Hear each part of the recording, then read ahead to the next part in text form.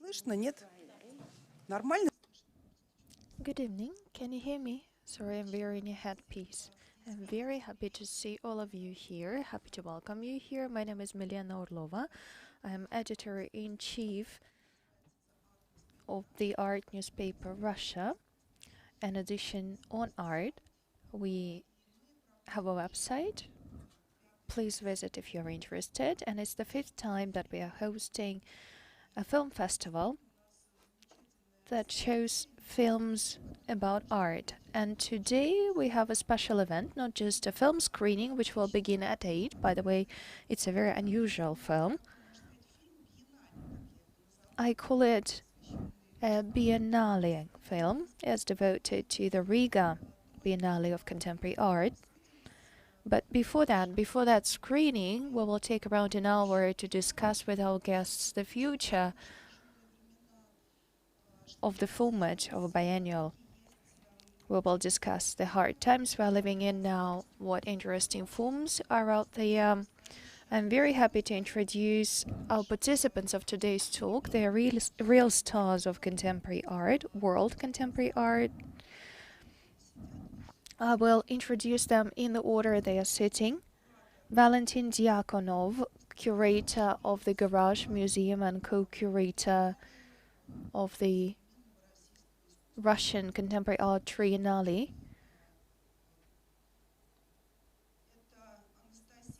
The next speaker is Anastasia Blokhina, executive director of the Riga Biennale, with the short title Riboka. Adnan, Yıldız, and Assaf, Kimmel are curators of the Ural Biennale, the famous industrial biennale that you for sure have heard about. On the 2nd of October, it's about to be launched in Yekaterinburg. I'm very happy to welcome all of you. Thanks for coming. Thanks for joining the discussion.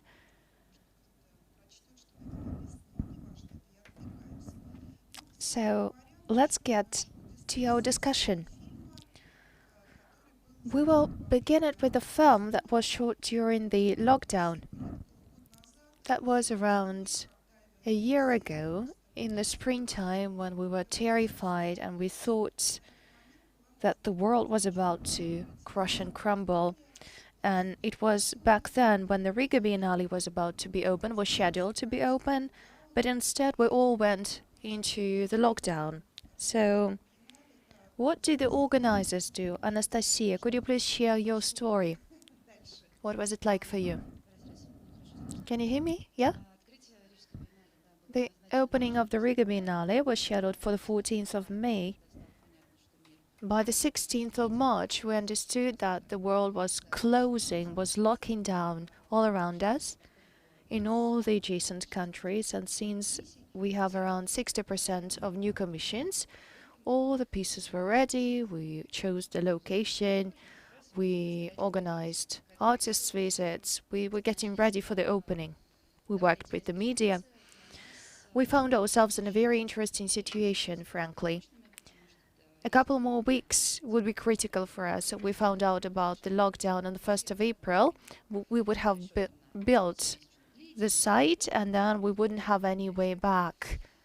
I mean, we would have built the library, the lecture room, all the exhibitions. So we took a break for a few days. And Rebecca Mamashvadel, the curator of the previous exhibition, suggested turning the exhibition into a film, which I hope you will stay to see at 8. For Rebecca, it wasn't the first experience of that kind.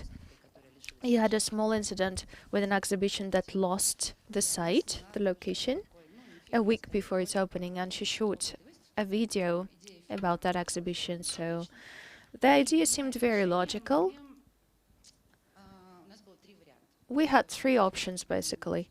Since nobody knew what was about to happen, the first option was that we wouldn't be able to host any visitors at all.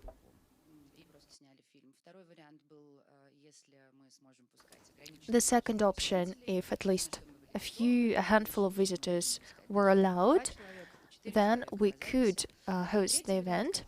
we were ready for that. We would be happy to see even 3 visitors at once or whatever restrictions would be there. And the third option was to shoot the film with the audience on site.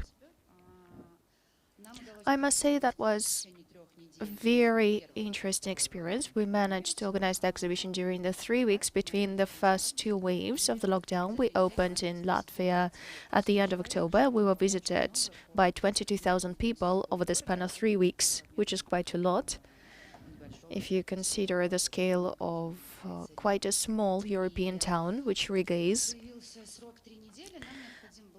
As for this duration, 3 weeks, we needed 21 days for the shooting process. And maybe, for the first time in history, the mediators, the visitors were on site. Children came to take part in the educational program, and Davison Simones's crew also was on site. And we will see the result of this work at 8. As for this format, just a couple of words. I think that after watching the film today, the audience will decide what they think of it. But taking into account all the circumstances, we think we are extremely lucky that we managed to host at least something. Thank you very much. As far as I know, this film is about to premiere in Russia tonight, and the film is about to be screened in Basel, in the framework of the Art Basel in London, if I'm not mistaken. Will you launch it into distribution? Will the film be accessible to broader public afterwards? Or what are your plans? Are you planning to continue this vein of work with the next Biennale? Yes, we do have the plans to make the film accessible by the end of the year. We're now negotiating with different platforms, and we are looking for the right way to do it, taking into account different regions, different jurisdictions, different restrictions. So we are discussing it with different film platforms. As for our experience for the next Biennale, that's hard to say actually. We are counting on an offline live exhibition the next year. Hopefully it will be on for 2 months. We are not losing that hope. We hope that it will be more traditional next year. As for the lessons we derived from this year was the educational program of Epoch, which happened almost exclusively on Zoom and sometimes in a hybrid format when the speaker joined us on Zoom and the audience was on site. This is something we would like to keep for sure. Now all the lectures are available on our website, and the number of views is growing every week, although it's been a year since we uploaded them on the website. So from the point of view of documentation, of making lectures accessible, I think we are going to work with the educational program in the same vein the next year. As for whether we're going to shoot a full-length film, I'm not sure yet. As you probably know, quite recently, there was the award ceremony for laureates of the All-Russian Prize in Contemporary Art, which is called Innovation. And the curator of the year went to the team of the Pushkin Museum in Moscow for their project, which was purely online, a lockdown project. They got this award as curators of the year, and that was quite a complex project, how to leave a minute. I may be mistaken with the exact title. Why am I saying all that? I think it can be considered as an exhibition that exists solely online. A lot of artists were engaged, media art pieces were shown. And I have a question to all our panelists, to all our participants. Can you imagine a situation when you wouldn't even need offline biennales of contemporary art, when this offline format will be considered obsolete and we will all move into the virtual reality. So that's a question, Anastasia, to you and to everybody else on the panel. I think that the events of the future will be hybrid, but not exclusively online, because still we need this experience, live experience of interacting with art pieces. But of course, over the past couple of years, a lot of different formats emerged. Not all of them are successful. For example, my colleagues from Art Basel are very happy with their viewing rooms, when you don't need to fly to the other part of the world to attend a fair for 4 days. There are successful cases, like that one cited by you from the Pushkin Museum. But actually, there is quite a lot of content that just got drowned in endless Zooms, which we all attended over the past year. So I think hybrid format, that is. I can't imagine the situation when we won't work offline at all. Colleagues?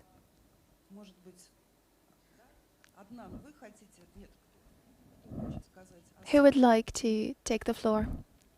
Assaf? Adnan? Thank you very much. We're very happy to be here. I think the case of the Riga Biennial is extremely interesting for us to witness, because we're now right before our, 2-3 weeks before our opening, so we're in a different state of mind. But I think we took the other end of the spectrum of really favoring the physicality now of things, of what the limits of what we can achieve in real life at the moment. So we've really centered our program around performance and around thinking about the space, the art space as a place of gathering, your physical interaction with the artwork, of witnessing the physicality of the artwork. And it was our reaction to the immediate digitization of everything, of saying that we didn't want to make it digital at that moment, and we try to resist and we try to hold back. And it's been a bit of a struggle for us to insist on bringing artists from Europe to Russia and from other geographies to both create new installations, to create performances, to deal with shipping, which is in general, shipping is a nightmare, but now it's kind of like your worst nightmare. But we've really tried to test the limits of how, even if things become more intimate, even if they become more small in scale, how they can remain in real life. And of course, the digital layer is always there. I mean, it's in the documentation of it. It's great to have archives of the work that remained, but in a way, trying to favor the really like dirty, physical, non-perfect, not 2D version of things. So for us, this has been a real push. Thank you very much. Valentin, would you like to react to that? I'd love to, thank you. I think besides sentimentality and sentimental reasons connected to the physicality of art and experiencing art, which we all love, of course, there are also certain political reasons for Biennale and Triennale to keep happening in the physical format. They are connected, they are not just about art. I think that 40 or 50% of Biennale is like the branding or the image politics of either an institution or a country or a region or a city, a region like in the case of the Ural Industrial Biennale. So it's easy to imagine online viewing rooms at Art Basel for people to purchase works and to organize the shipment to where they are, but it's hard to imagine online image projects which institutions or which whole areas hinge on. I mean, online they won't just solve the problems that are set I mean, offline exhibitions solve very difficult issues, which is impossible online. Such an interesting remark, thank you. By the way, right now, Moscow is hosting the Public Art Festival here and now, and 2/3 of the works were commissioned. They are physical. This is what is called murals, like graffiti pieces, urban sculptures, other urban objects, but 1/3 are objects created in augmented reality, and it's a project by the Moscow government, so it's also about branding, it's also about the image. But now it's happening online by 1/3. I just wanted to make this remark. It seems like we're all moving online. It scares me personally. Just a short remark. To talk about augmented reality, we need to believe in this reality we have at hand. I mean, there is a paradox here, I guess. There is a certain pretense in in all the projects that deal with augmented reality, virtual reality.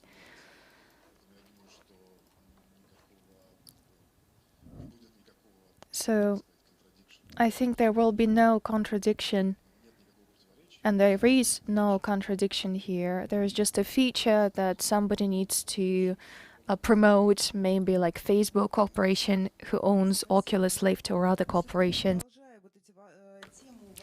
However, just to build on this topic, where do biennales turn now? I mean, where do we go? What do curators do? What do they look at? I wanted to ask Valentin about this experience of turning the Triennale from a... I can't call the first Triennale just a normal exhibition. It was quite original in its concept, but all the other Triennales are something else totally. If we take the Triennale that happened a year ago, the beautiful night of all people, it was amazing and it was remarkable because together with Anastasia Blokhina, your co-curator, you entrusted the choice of artists to artists themselves. How do you see that experience now? Do you think it was successful? How do you see the results? Were artists good curators? I want to use this chance to congratulate my co-curator, Anastasia Blokhina. She has her birthday today. Well, that was an experiment, frankly, that we thought of beyond the pandemic. It was a huge project which we prepared for 3 years. I think it became very topical because all of these close connections, coexistence that had to be actualized in the Triennale, this experience acquired a lot of tension and it became especially relevant because the Triennale was launched during the pandemic in 2020. So our topic just happened by accident to be very topical, and the exhibition itself became a topical statement on the pandemic. Though it wasn't our message initially, it was actually a dream project. I never chose anyone there, and I walked around the exhibition like it was an exhibition made by somebody else, and it's a very interesting experience of dissociation. I have another question. Are you going to keep making the Triennale in the same spirit, or will you go back to more traditional forms of curating? Sorry, I can't make any announcement now, but the next Triennale will be completely different, unlike the second and unlike the first.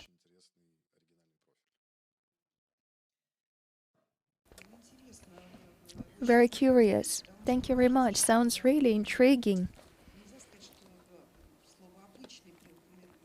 Yet again, I can't call the first Triennale normal, but still.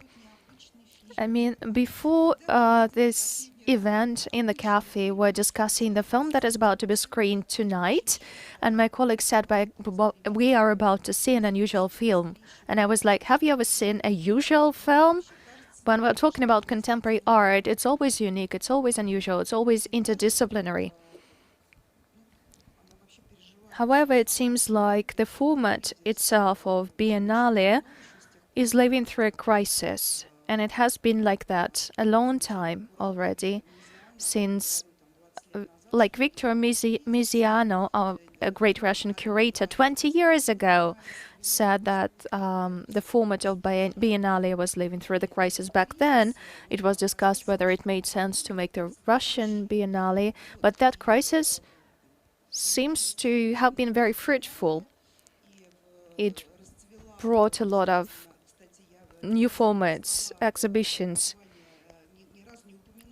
By the way, sorry, I never mentioned the title of the film we are about to see tonight.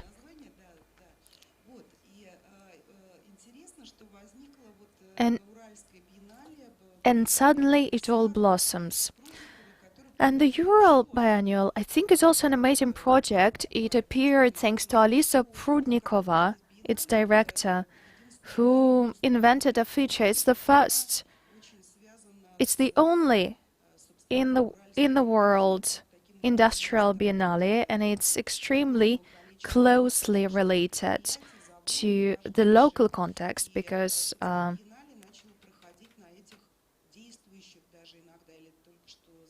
the Urals are famous for their industries. There are a lot of factories, a lot of facilities in Yekaterinburg, a lot of abandoned facilities. So producing meanings out of the local context is something very important for this Biennale.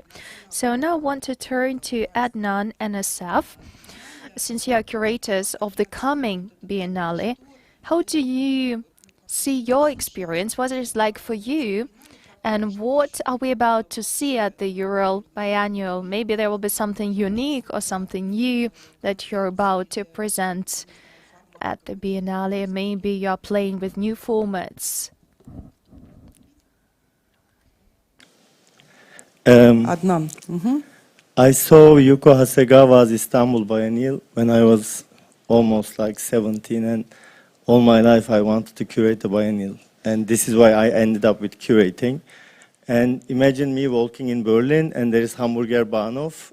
On the facade, it's written, new jeans collection curated by Pharrell Williams.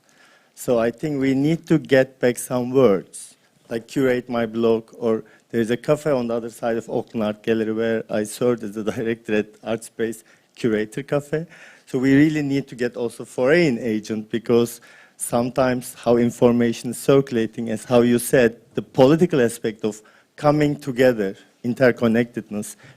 I mean, your country has one of the beautiful heritage of literature, and we departed from that. And we had to redefine our experience. It was a collective process, and Assaf, with his practical, fresh knowledge with architecture, and Çağla, she's not here with us tonight. We are three. We send love to Çağla from here. She also brought strong energy with dramaturgy and performance experience. Actually, we divided this methodical thinking between site specificity and scenography, because we wanted to give a good show, like a biennial format.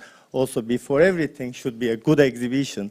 I mean, I learned everything from Istanbul Biennial. My city had no modern art museum when the biennial started. I learned everything there working as an artist assistant. And this is why when you ask how a biennial format should be, it should be an exhibition. An exhibition can be an online or a physical experience. When we talked with our colleagues in our research visit, they told us we miss the physicality of being together with an art object, with an art idea, with an art experience in the room. And that's why what is different now in the Ural Biennial, we don't have one factory. What we have, Assaf? We have actually 4 main venues. So that was, again, part of the idea of decentralizing the biennial into multiple key venues that we call planets, as a nod to Malevich. So we have an operating factory. We have a circus, which caused us with some other troubles, which we can which we can address. An iconic cinema that is now defunct and is going to become some kind of cultural hub, and we're trying to occupy it for the last moment of it as a cinema and exhibition space, and we have a post office. So these are the main four, and then we have additional venues. And the idea was, really an ambition to blend with the city, to actually like extend the public space of Lenin Avenue onto this promenade of venues across the city, and also to take this legacy of occupying industrial spaces to extend it to places of production in a more broader sense, so production of some type of cruel entertainment in the circus, cultural production in large at the cinema, a very mundane space of just circulation of the post office. So we just try to broaden this idea of the big factory into multiple venues. Thinking heads, and to try to get some identity in each one, just by the type of work that is already being done there. So, in the factory we have the machines in this Ural optical and mechanical plant. The machines are operating in the background, and you can constantly hear them while you see the show, which was in a way for us to just think of the space that has this breathing kind of mechanism around it, in an industry that is partly related to the weapon industry and partly related to civic production of optical instruments. So it's all quite of a complex and multi-layered spaces of production that we try to occupy, and also we invited quite a few artists to really try to engage with this context and create site-specific projects for each. And maybe to add two more quick references to contribute to the idea of your politicizing, I mean repoliticizing, depoliticizing, this is never ending. Boris Groys, of course we are in Russia and we cannot skip that discussion that any international art exhibition comes with a tension with the local. And that tension is important for us, that Gestell, he's talking about not only seeing an exhibition, the technology of showing artworks, like the technology of presentation. This is where we kind of think about it, because touching each other, our topic would be a Coca-Cola campaign next year. For us, it was a very timely statement to deliver this exhibition in 8 months. Of course, it causes us some private life crisis. We dedicated Zoom culture, it took a lot from us, but at the end, as Bauman says, the curator who goes in between the artwork and the audience, it's a scapegoat. So we realize we want to use these venues already in everyday life. Like, they are not only abandoned places, they are not galleries, they are used as part of life. So as Ellen Kaprov says, we wanted to close this gap between the life and art, which is, I'm proud because now we have 72 works, and when our team asks us what to write on the wall, like curatorial statement, we give quotes from Zamyatin, which is a Russian curriculum, not something we bring from outside. We want to connect with the Russian audience together to read this book again, like for 6 years, which was not translated into its mother language. This story is still there from this dystopia. We want to invite everyone for a utopia. Maybe it's still possible.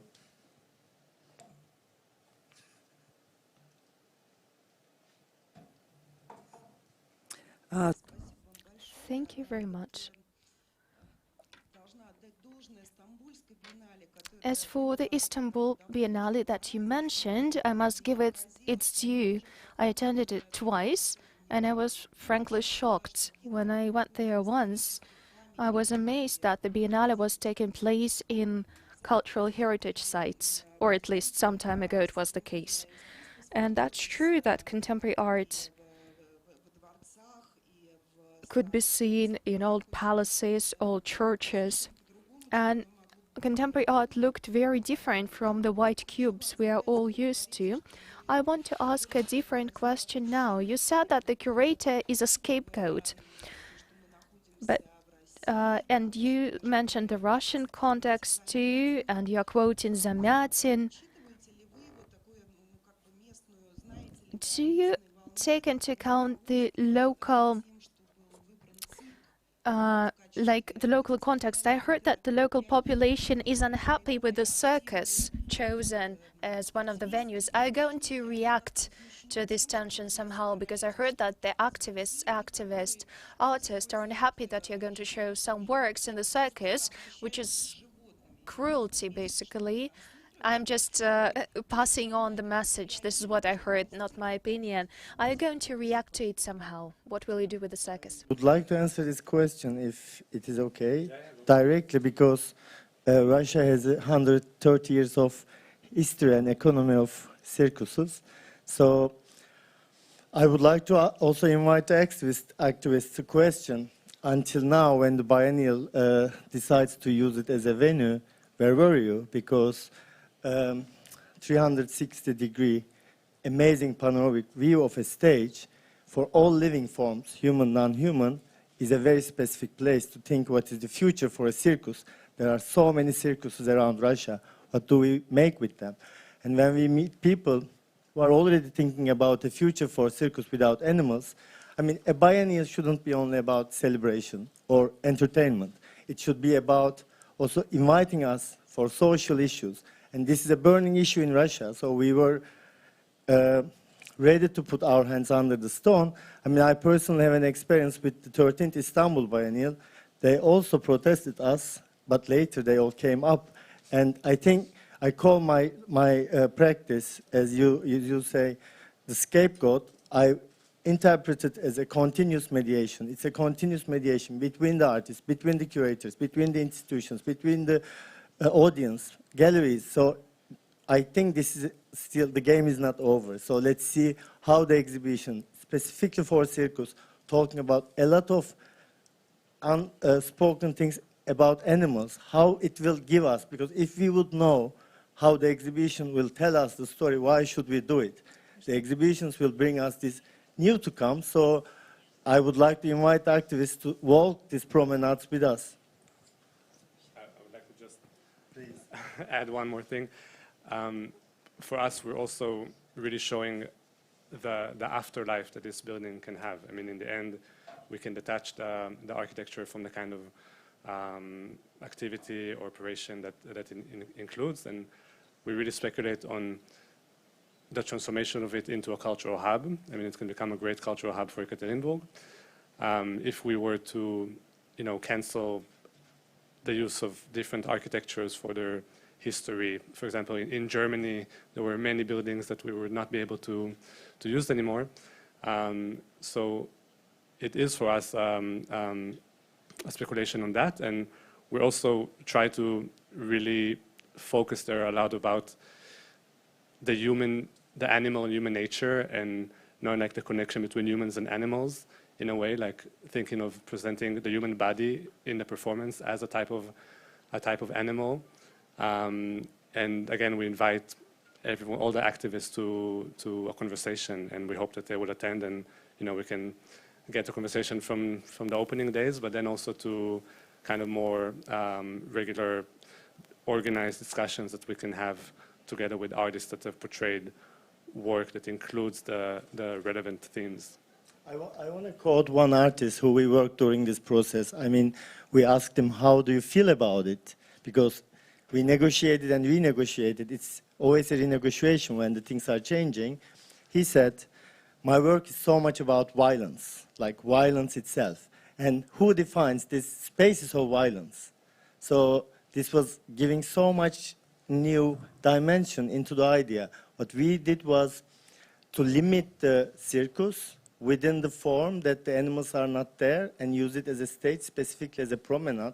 And later we managed to link to the city. We are thankful to the Museum of Photography, Museum of History, and Contemporary Art Center, NCCA, to host us. So I think every exhibition is based on this process, and until you filter, render, and monitor your ideas, it's not there. So I think at the end of the day, this connection with the city will give Yekaterinburg a new layer. I remember the 9th Istanbul Biennial you are talking about, how it moved from the touristic places to the modern structure.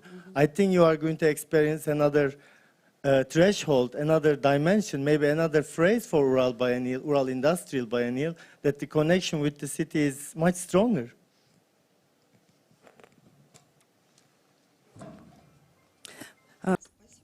Thank you very much. As I was listening to you, actually, I had an idea popping up in my head. I mean, it's true that in Russia there are a lot of circuses that were built in the Soviet times. It was one of the main art forms. They were built mostly after the Second World War, and most of them are kind of Brezhnev or Khrushchev modernist buildings, which by themselves are quite curious. And I see a lot of the interest emerging in the Soviet architecture. So maybe we could even organize a circus biennale all around Russia, or bring life back into the circus. And not all circus formats are related to violence. As far as I remember, Cirque du Soleil, for example, doesn't use animals at all. I mean, circus does not have to be violent. We have around 10 minutes left, and maybe we can discuss now what formats Biennale can take these days. If you have any ideas about the future of this art form, like your utopias, your visions of Biennales, what Biennale do you think is needed today? Do you have any ideas or fantasies? Any fantasies?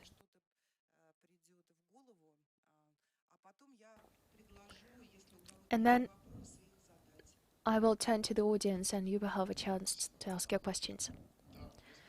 Thank you. Actually, I have a suggestion, a clear suggestion about the format of Biennale and Triennale. It's quite simple in meaning, but quite difficult logistically. Of course, it will sound very hypocritical on behalf of a person who showed 70% of new pieces, commissioned pieces in the Triennale, but I think we need to rethink the production cycles related to Biennale and Triennale around the world. And we need to introduce something that all artists dream about and something that all curators are ashamed of. A global initiative to demonstrate old pieces, existing pieces, and bring new life to the existing pieces. And of course, my dream is to make a big exhibition, like manifesto or something like that, consisting of pieces that people missed, or most people missed. There are a lot of pieces produced every year. I mean, how many biennales are there? Like 200, 300 all around the world globally. I think if we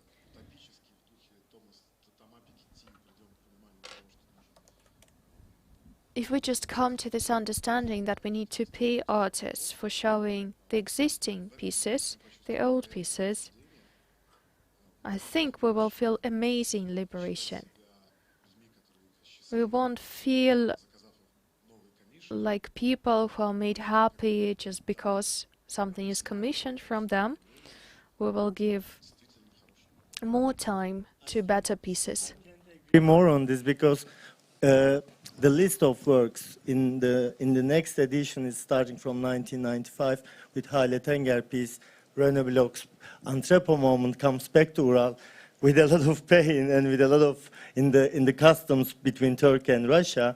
I mean, the biennial format still today should leave a space for the artist to experiment. You talked about biennials in a crisis. I mean, they should be still kept as a space that artists can experiment, but also recontextualizing the existing works. And a dream would be when the public space and TV channels are merging together for new publics. I think that will be a TV meeting the public space would be ideal form. Thank you. Спасибо. Thank you very much. And if that's okay, I will just support everything Valentin's said. And we are that kind of organization that pays artists for the existing works. We have a set fee for commissions and a set fee for old pieces. I think that next year there will be a lot of works which either have been forgotten or have been missed, which will be shown again together with Agnia, our director, who unfortunately wasn't able to join us today. We always call for more institutional collaboration because the more co-productions we have, the easier will it be to pay artists for the existing works and give people the platforms to watch them in different contexts and in different countries, because as we know, pieces in different contexts look very different. So you can count on us. Thank you very much. Sorry, Assaf? With that translation to end.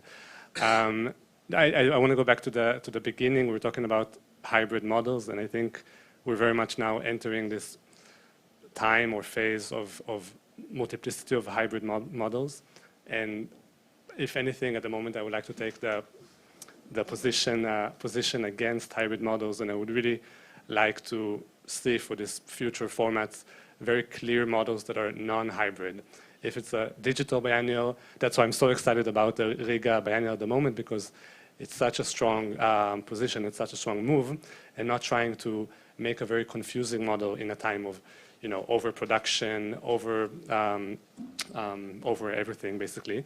If it's a physical biennial, it should be kind of that to the extreme. If it's portraying existing work, I would like to see a biennial who's just doing that. So for me, that would be very exciting to kind of take a singular position and try to refrain from the hybrid models at that time. Yeah. Be specific. Спасибо большое. Thank you very much for this input. Thank you very much for sharing. Actually, it's like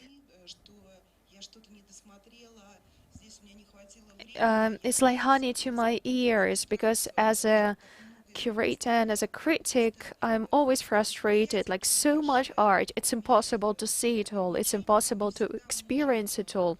Our time is always limited. We can't realize what we have seen in a second. We need some time to process the information we consume. So I'm actually dreaming about a kind of an international biennale. Maybe it can be mobile, a mobile biennale, why not? For the best works, for the chosen pieces to travel around different countries. These are just my fantasies, but anyway.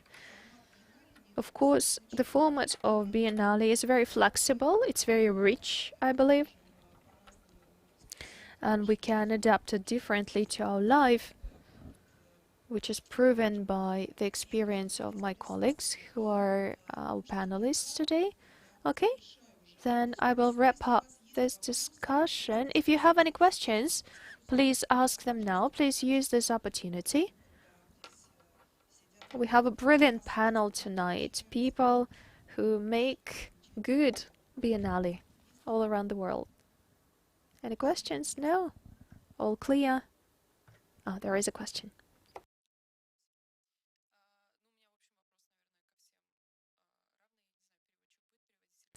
I have a question to everyone here. Since we now all agreed with the idea of the international global biennale of the mixed works, and I have an internal yes as an artist, my question is how to make the selection criteria more humane, because now they are anti-human. What do you mean humane? I think that you understood what I mean. I'm interested in your interpretation, because as curators you do selection all the time. Thanks God I'm not a curator, so I don't have to answer.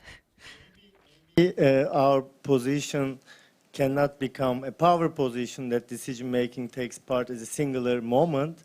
Maybe what we achieved, or tried at least, was this collective form that at different levels, you know how to decide who holds the position with the artist, who is more having expertise knowledge on the context, and how to rely on each other. If I haven't learned anything from this process in the 8 months, I learned one key thing for myself to continue my practice: trust. I think trusting to each other and leaving space, opening space to each other and working together. It is not easy. I mean, this is why the book from Zamyatin is an amazing book with all the formula of life, with happiness, with freedom, and with love. We all try to define it together. It's almost like living together. How are we live together? How are we work together? I think trusting each other and working collectively, if we are going to make a selection of missing words, it should be not one person's list. It should be a collective process of thinking together and missing that collective unconscious.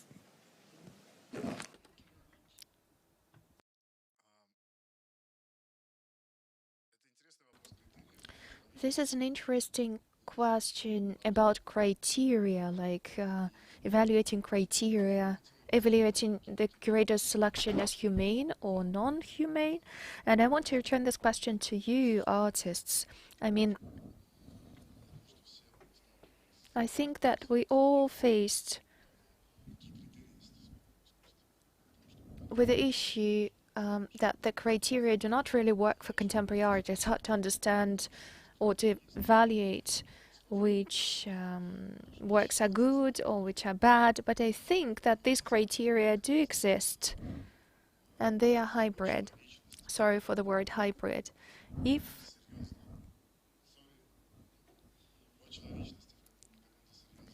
it's about humanity on a serious level, in a serious scale, then the attitude would also be humane to this work. I believe it's hard to explain it without any case studies, and I don't want to give cases now because I'm a curator after all.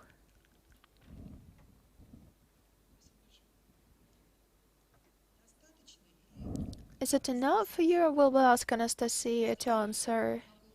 Yeah.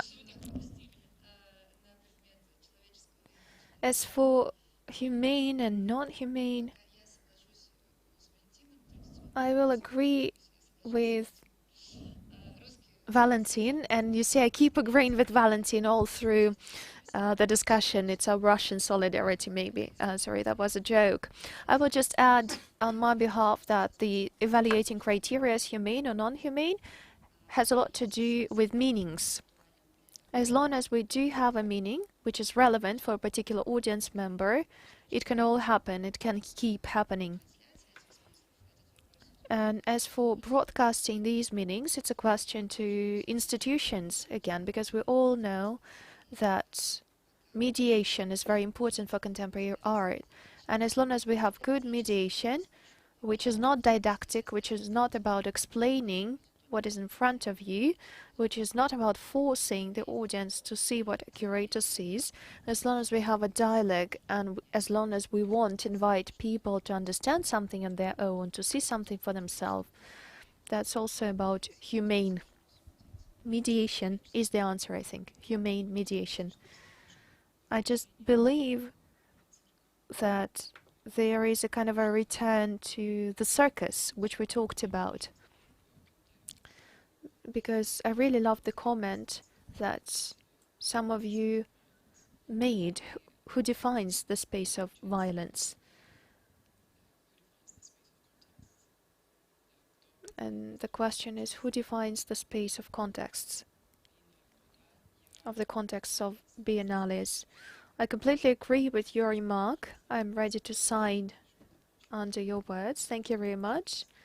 It's very important what you said, and here the goal of curators is to open the space of mediation. Circus is a very difficult topic. We are not ready to work with it. We are not ready to work with the topic of violence.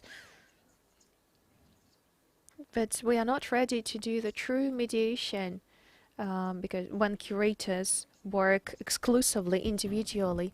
Sorry, you wanted to say something. Thank you very much. Any other questions from the audience, or shall we wrap up the discussion today? You can ask about biennales in general, about the Riga Biennale that you're going to watch a film about. Anything?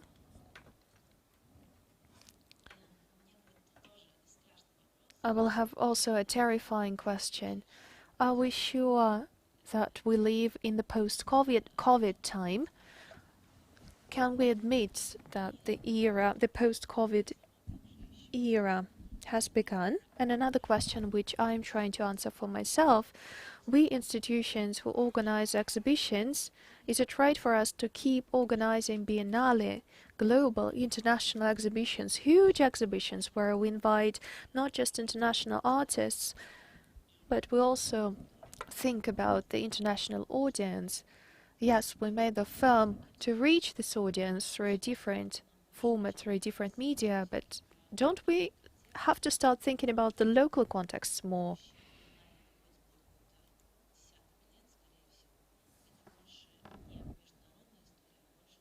Because if this format is with us to stay, maybe it's more about the local context. Thank you very much for the question. I think it's too early to say we are post-COVID. We don't know what lies ahead of us in the future. We're not past the pandemic yet. So, well, it's true that maybe we need to think more about the local context. На этот счет, да. We talked about biennials as a certain place still artists can accommodate risks, failure, and their experiments. And if also one of the things in the process we tried is moderate between the international positions, but also a lot of Yekaterinburg-based performers that contributed and worked together with these artists. So still, it's a production site, but Yekaterinburg, ironically, a city with a lot of choreographers, performers, dancers who work bodily, didn't have the same opportunity to produce in those days. So I think bringing Jimmy Robert or Maya or Jan, like they united together to redefine their positions. A lot of Russian performers are taking part in these performances, and it is still making this circus as a production site, like a culture hub, as you say, and you have to talk about the open call. Yeah, just to briefly mention that, just for kind of trying to find new fresh voices from Yekaterinburg in Russia, we made an open call only for the Russian position. So that was a unique thing for us, and it was quite overwhelming because there was 655 applications, very diverse of age, background, geography, but within Russia, and also some Russian artists living abroad. So it was in a way for us to think differently about how to more aggressively engage with the local context, and then we have the international positions that we invite. But for us it was very important, and I think that Biennale was completely different if we hadn't done that open call, which I don't think it's part of like a regular stage of the Biennale in general. I know that here in Garage, also during the pandemic, they made such an open call exhibition, which we've seen after we did our open call, but it was also very inspiring to have a show being completely done as an open call, which supports my previous argument of doing one thing. And let's also not forget, this is a moderation and open conversation. This is why I'm completely against this mobile biennial. I mean, there is people's biennial that's traveling, but I think thinking hands, touching each other, specifically designed, considered, and conceived only and only one and only Yekaterinburg for this city. It cannot be traveling or touring to another city. It is for Yekaterinburg. Спасибо большое. Thank you very much. Unfortunately, our time is up, although I think we could have stayed here for hours. So thank you very much. Thank you very much, dear speakers. Thank you very much, Adnan, Yıldız, Assaf, Kimmel, curators of the Ural Biennial, Valentin Diaconov, curator of the Garage Museum, Anastasia Blokhina, executive director of the Riga Biennial, Riboka. And my name is Milena Orlova. I am editor-in-chief of the art newspaper Russia. And I would like to invite you to the screening of the film about the Riga Biennial, which is about to begin. And suddenly it all blossoms. The screening will begin at 8 in the Sama Cinema. Thank you very much. It was a pleasure for me personally.